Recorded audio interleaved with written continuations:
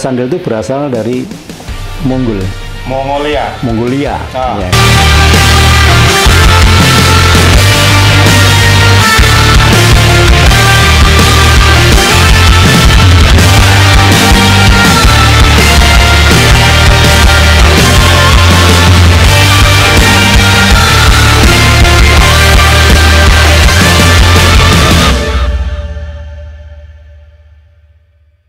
Assalamualaikum warahmatullahi wabarakatuh, sahabat pemirsa Baharna TV. Jumpa lagi dengan channel YouTube Baharna TV. Kali ini saya berkesempatan untuk bisa bersama dengan Bapak Insinyur. Nah, ini harus ngelihat catatan panjang banget soalnya pemirsa. Namanya adalah Bapak Insinyur MT Prasetyo Ujiantono, MSCI. Beliau adalah lulusan Amerika dan dalam konteks ini saya akan mewawancarai beliau itu dalam jabatan beliau sebagai pendiri Forum Sandalwood Indonesia. Apa kabar Pak Pras? Baik. Sehat ya? Alhamdulillah. Alhamdulillah.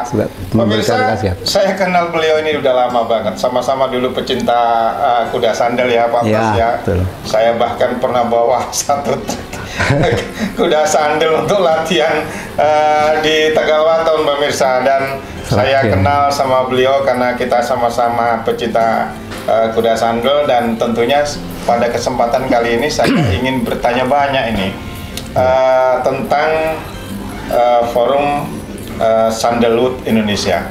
Apa sih Pak latar belakang berdirinya atau didirikannya Forum Sandalwood Indonesia? Ya, terima kasih Pak Bagus. Dan selamat teman-teman pecinta kuda pacu, terutama sandal.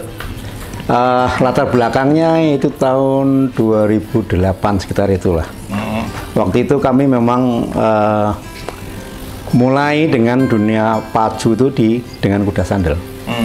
Kemudian di situ kan tidak ada wacana, tidak ada sarana untuk berkomunikasi antar pecinta kuda sandal.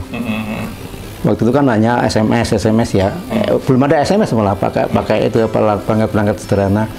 Nah, di situ saya kebetulan background saya IT, kemudian saya membuka website, mendevelop website, dan yang khusus untuk komunikasi antar penggemar kuda, terutama kuda sandal. Nah, nama kuda sandal sendiri kan saya ambil untuk memberikan apresiasi kepada salah satu ras kuda pacu asli Indonesia, yaitu sandal atau kita kenal dengan Sandalwood Pony. Oh gitu. Gitu ya. Oh iya. Terus ketika itu didirikan, memang sih ada pengaruh karena ini kan ada komunitas pecinta gitu ya kuda sandal. Nah, tentunya didukung oleh Pordasi ketika pada saat pacuan juga ada kelas sandal atau orang menyebutnya lokal gitu kan ya. Iya, betul. Tapi lebih seneng sih menurut saya itu kelas sandal, karena kalau udah lokal kadang-kala kudanya keterembesan gitu kan. Nah, sebetulnya yang disebut dengan kuda sandal itu seperti apa toh?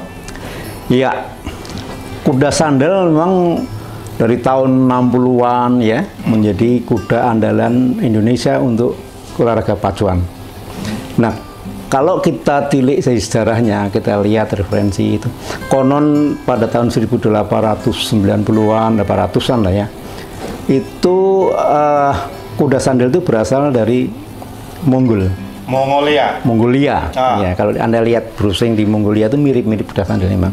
Itu sejarahnya memang saya baca itu aslinya dari sana, yang dibawa oleh dulu kalau nggak salah zaman Genghis Khan ya, tentara-tentara Mongol yang menyerang ke Pulau Jawa. Ya, itu kaitannya dengan berdirinya Kerajaan Mojopahit kali ya. Kira-kira gitu ya. Ya, ketika Raja Kublai Khan itu menyerang tetapi dikalahkan oleh Raden Wijaya. Iya, seperti itu, dan kudanya ditinggal karena tentaranya lari gitu kan. Apa kaitan dengan itu Pak Pras? Saya kira pada masa-masa itu ya. Kemudian zaman pun berjalan ya. Ada pedagang dari Eropa yang membawa kuda dari kuda Arab ke Indonesia. Dia kan berdagang waktu itu kan kayu cendana ya. Sandalwood ini kan berasal dari artinya cendana ya, Pak, ya. Oke. Yang berkembang di Sumbawa, Pulau Sumbawa. Nah di situ bersilanglah saling. Ada persilangan antara kuda-kuda yang Mongol dengan kuda Arab. Kuda Arab. Iya. Jadinya kuda sandal seperti Nah, betul. Makanya kuda sandal ini adalah kuda cocok untuk pacuan karena dia memiliki daerah Arab. Di mana ciri-cirinya yaitu memiliki power, kemudian memiliki karakteristik agresif untuk berpacu. Posturnya juga tidak terlalu tinggi, tapi kakinya juga kuat. Gitu. Itu makanya sifat-sifat dari kuda sandal itu mirip-mirip dengan kuda Arab. Nah, masalahnya sekarang justru yang berkembang tidak di Jawa. Bahkan kalau misalnya ketika orang Jawa nih untuk bendi, untuk apa segala macam, belinya malah ke Sumba. Gimana ceritanya dari Jawa terus berkembang kayak di Sumba gitu kan? Sebenarnya memang kuda sandal berkembangnya di daerah NTT ya, di Pulau Sumbawa dan Pulau Sumba sekitarnya, Ngapu dan sebagainya. Di situ yang banyak. Dan di daerah timur kan juga banyak jenis-jenis kuda lokal yang lain seperti kuda sabuk, ya, kuda Flores dan sebagainya. Jadi agak lain. Tapi ya memang kita di Jawa ini menyebutnya gampang kuda sandal. Dan sebenarnya kan tidak semua kuda itu jenis sandal di sana ya, karena banyak bangsa lain juga. Namun yang sangat populer kita ini mengatakan kuda sandalwood. Ya. Iya, itu yang kita pakai untuk pacuan sekarang ini. Akhirnya dikenal kuda sandal sebagai kuda asli Indonesia. Iya, betul. Nah, untuk pacuan. Nah, ini pacuan ini, Pak. Saya pernah menyelenggarakan sebuah pacuan khusus sandal. Gitu ya. Kadang-kadang kita sulit menentukan. Bahkan ada tes terhadap kuda sandal. Kan kalau dari langkahnya aja udah beda dibanding dengan kuda-kuda poni lainnya, apalagi kuda-kuda persilangan atau ketrembesan dari kuda G misalnya kan. Nah, Pak Pres sendiri bisa nggak membedakan? Sebenarnya itu sekarang udah mulai sulit, Pak, karena konformasi kuda sandal yang sekarang berkembang di masyarakat itu sudah merupakan kuda persilangan. Kemasukan juga tadi yang sudah katakan bahwa kuda-kuda G yang dibawa dari para peternak di Jawa, di Sulawesi Utara ke daerah peternak kuda-kuda sandal di daerah NTT. Sehingga kuda-kuda yang sandal yang sekarang ini sudah sangat jauh dengan kuda-kuda sandal yang dulu. Ya, karena ya kita tidak menyalahkan karena memang di Indonesia tidak ada asosiasi kuda sandal, tidak ada. Sehingga siapa yang akan mengontrol kemurnian daerah kuda sandal itu kan tidak ada. Sehingga masyarakat bebas menghilangkan. Nah, ke depan kalau kita mau mengapresiasi kuda-kuda lokal yang ada itu, ya mereka harusnya mulai memilahkan, memurnikan lagi. Memang agak sulit, tapi kuda-kuda yang dikatakan sandal seperti apa, kuda-kuda yang ini sudah bukan sandal. Sebenarnya kelihatan, Pak, dari konformasinya, dari fisiknya udah kelihatan, apalagi kalau udah lari ya. Kalau kuda sandal kan biasanya ekornya agak naik gitu. Berarti harus ada kemauan untuk memurnikan kembali kuda sandal. Iya, gitu, betul. Ya? Karena bagaimanapun itu menjadi khazanah, kekayaan budaya kita. Gitu. Memang kita juga nanti akan banyak memiliki kelas-kelas pacuan gitu. Ada kelas pacuan kuda poni, G yang kita kenal, ada kuda Gumarang, kuda KPI, kuda Thoroughbred dan sebagainya. Tapi jangan lupa bahwa ini adalah kekayaan budaya kita yang asli, kuda-kuda sandal yang sekarang alhamdulillah masih dilestarikan teman-teman kita yang ada di daerah aslinya, di Sumbawa Timur, dari Timor dan sebagainya. Dan itu kenyataannya adalah ketika saya melihat itu hampir setiap minggu ada pacuan seperti di Bima, di Waikabubak, Waingapu gitu kan, tentang kuda sandal kan gitu loh. Nah, di sana juga disupport juga oleh pemerintah setempat. Kira-kira ada nggak sih keinginan yang dari lokal-lokal ini ditingkatkan lagi dan dibesarkan gitu ya? Ada harapan nggak kira-kira Pak Pres sebagai pendiri Forum Sandalwood Indonesia ini agar supaya ada pacuan khusus tapi tingkat nasional? Iya. Katakanlah ini contoh ya, Karapan Sapi saja ada Piala Presiden. Tapi kan saya belum pernah mendengar ada Piala Presiden untuk pacuan kuda khusus kuda asli Indonesia, katakanlah kuda sandal, atau katakanlah kalau di dalam peraturan organisasi PU10 ya di di Pordasi itu ada kelas-kelas yang memang di bawah kelas F misalnya, G, H, I misalnya, atau sampai J misalnya, kelas-kelas yang di bawah. Kira-kira ada nggak kira-kira usulan untuk adanya pacuan khusus kuda-kuda kecil lah, kuda-kuda sandal? Nggak mau melihat apakah itu ada keterembesan kuda G atau enggak. Yang penting adalah kuda-kuda kecil yang identik dengan kuda lokal Indonesia. Gimana Pak Pras? Saya kira sangat bagus itu, ide itu ya. Karena sebenarnya pacuan kuda kecil besar pun kan itu sebuah tontonan, Pak. Kalau kita bisa buat suatu tontonan berbasis pada olahraga kuda misalkan ya, industrial sport ya, jadi entertaining sport, kuda sandal atau kuda tradisional itu bisa kita kemas menjadi suatu tontonan yang menarik, gitu. Asalkan semua kita atur dalam satu aturan yang baku. Jadi misalkan ada pacuan kuda sandal tingkat nasional, ya aturannya harus dibuat dulu.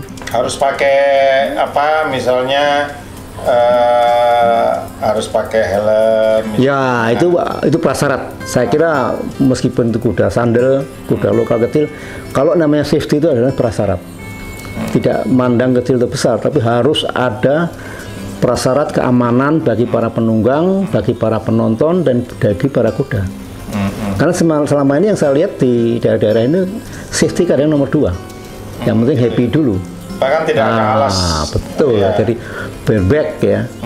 Tapi yang namanya safety itu mestinya Pordasi di tingkat daerah harus memikirkan bahwa itu prasyarat itu kan Pak Pras, itu kan sebuah budaya lokal setempat.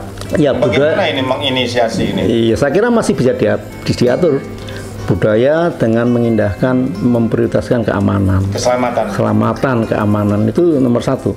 Sehingga nanti kalau Pordasi daerah, Pordasi pusat ini bisa mengakomodasi bahwa harus ada peraturan seperti ini, kemudian kelasnya juga diatur, bagaimana cara berlomba yang standar. Saya kira tidak menutup kemungkinan nanti secara nasional ada lomba kuda sandal tingkat nasional, atau lomba kuda sabu tingkat nasional, bisa saja.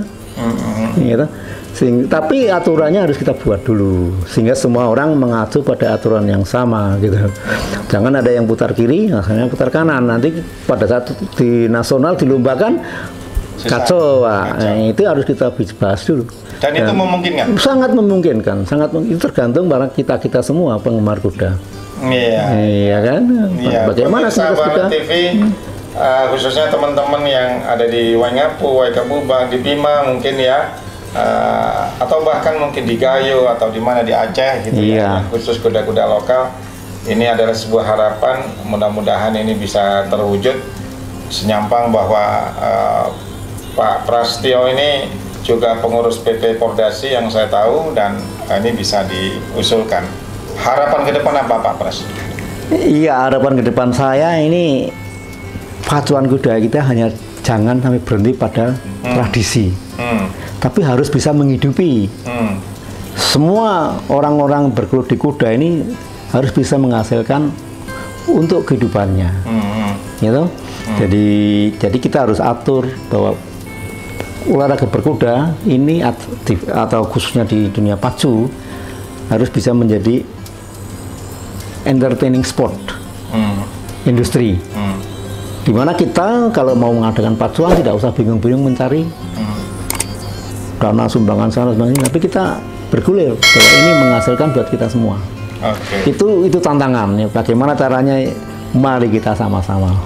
Harapan Pak Pras bagi joki-joki cilik ini kan, yang ada di Sumbai kan banyak joki-joki cilik. Gimana itu harapan? Saya melihat pacuan di timur ya, mereka sebenarnya talenta-talenta yang tumbuh secara alamiah, karena dia kesenangannya dengan dunia olahraga berkuda. Tapi harus kita latih. Jadi para pejabat daerah ini harus peka sekali bahwa anak-anak itu butuh perhatian. Kita latih dengan cara mendatangkan pelatih dari profesional dari Jawa, misalkan dari orang-orang yang memang melatih kuda, sehingga prestasi dia bisa kita tingkatkan. Gitu ya? Ya, harapan saya seperti itu, dan saya kira adik-adik juga terus berlatih, jangan bosan menonton pacuan-pacuan besar, supaya dari sisi keterampilan, keamanan juga harus selalu meningkat. Kayak gitu. Oke, harapan untuk para peternak-peternak kuda sandal apa kira-kira yang bisa disampaikan? Ya, harapan saya harus terus melakukan kerja dan menyeleksi kuda-kuda Anda. Jangan asal karena Anda senang satu kuda, Anda terus kawinkan terus pada kuda yang tidak berprestasi. Saya pikir dunia kuda kita, kualitas kuda kita akan meningkat kalau kita masing-masing itu mampu menyeleksi kudanya sendiri. Kudanya mana bisa ditingkatkan, kuda mana yang bisa diturunkan untuk mendapatkan bibit-bibit ke depan yang lebih baik. Gitu. Baik, terima kasih banyak ini Pak Pras, luar biasa podcast kali ini. Mungkin ini satu-satunya podcast kita bicara tentang masalah kuda sandal yang memang adalah menjadi kuda asli Indonesia. Terima kasih sekali lagi, sehat selalu Pak Pras. Salam sama-sama. Sukses. Terima kasih. Assalamualaikum warahmatullahi wabarakatuh. Waalaikumsalam. Tonton terus Baharna TV. Jangan lupa subscribe, like, comment, and share. Tonton terus Baharna TV. TV publikasi Prodasi Indonesia. Jangan lupa subscribe, comment, like, dan share. Setiap minggu akan muncul tayangan-tayangan yang menyenangkan hati. Baharna TV, top! Tonton terus Baharna TV. Semoga Baharna TV semakin dekat di hati dengan para pecinta pacuan kuda di Indonesia. Jangan lupa subscribe, like, share,